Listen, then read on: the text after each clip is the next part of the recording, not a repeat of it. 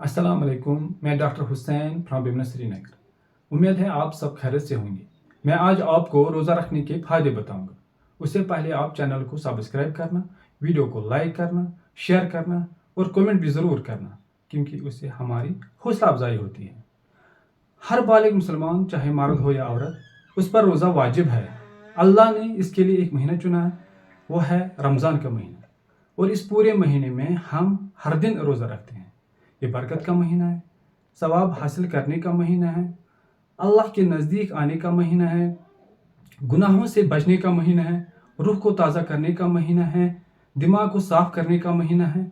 और इसके साथ साथ रोज़ा रखने से हम अपने जिस्म को बहुत सारी बीमारियों से बचा सकते हैं। सबसे पहले हम ओबेसिटी यानी मोटापे की बात करेंगे।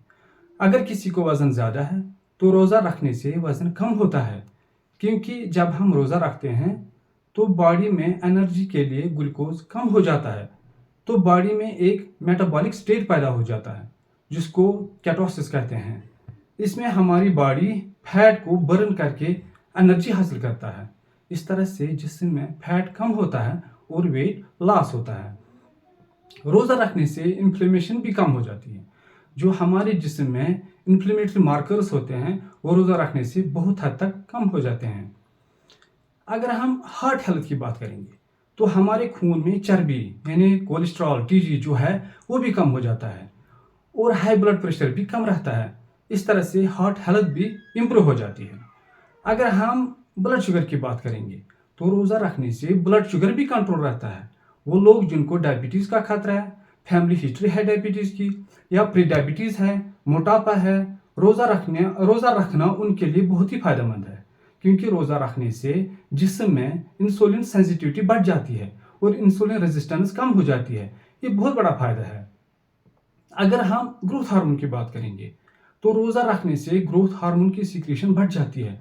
ग्रोथ हार्मोन हमारे जिस्म में development, metabolism and muscle strength के लिए बहुत ही ज़रूरी है। इसी तरह रोज़ा रखने से क़ुव्वत बर्दाश्त भी बढ़ जाती है। अगर हम कैंसर की बात करेंगे तो रोज़ा रखने से कैंसर सेल्स भी ख़त्म हो जाते हैं। रोज़ा रखने से इंसुलिन ग्रोथ फैक्टर जो एक मार्कर होता है फॉर इंक्रीज्ड कैंसर रिस्क वो भी कम हो जाता है। और यहाँ से फास्टिंग यानी रोज़ा ऑटोफेजी को बढ़ाता है।